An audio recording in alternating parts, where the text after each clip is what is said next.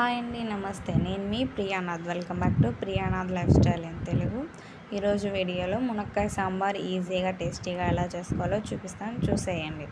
ముందుగా stove on చేసి ఒక కుక్కర్ పెట్టుకోవాలి. కుక్కర్ పెట్టుకున్న తర్వాత అందులో కొద్దిగా ఆయిల్, కొద్దిగా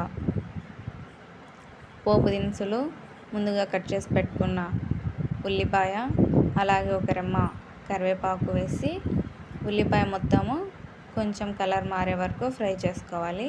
ఈలోపు మనం మసాలాకు రెడీ చేసుకుందాం.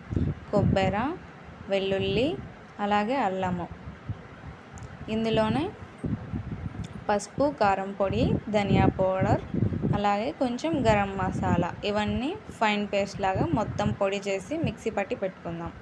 ఇప్పుడు ఇవైతే ఆనియన్స్ అయితే కలర్ మారిపోయాయి. ఇప్పుడు ఇందులోకి 2 మీడియం సైజు టమాటా కట్ చేసి పెట్టుకున్నాం కదా, అవి కూడా వేసుకొని ఇది కొంచెం టమాటా మగ్గే వరకు కొద్దిగా ఉప్పు వేసుకొని మగ్గనిచ్చుకోవాలి. చూడండి, ఆయిల్ మొత్తం పైకి వచ్చేసింది. ఇప్పుడు ఇందులో మనం ముందుగా రెడీ చేసి పెట్టుకున్న మసాలాని ఇందులో వేసుకొని పచ్చి వాసన పోయే వరకు ఫ్రై చేసుకోవాలి. చూడండి, ఇలా ఫ్రై చేసుకుంటే సరిపోతుంది. ఇప్పుడు ఇందులో మనం ముందుగా ఒక అరగంట నానబెట్టి పెట్టుకున్న కందిపప్పుని ఇందులో వేసుకోవాలి.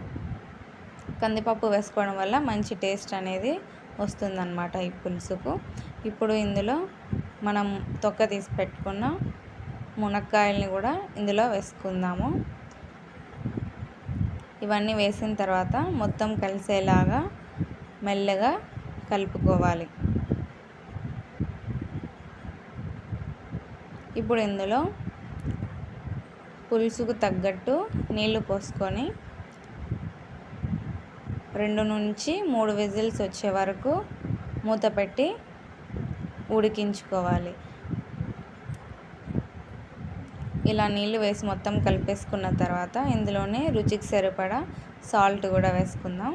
ఇప్పుడు ఇందులోనే రుచికి సరిపడా సాల్ట్ వేసి మొత్తం కలిసేలాగా కలుపుకోవాలి.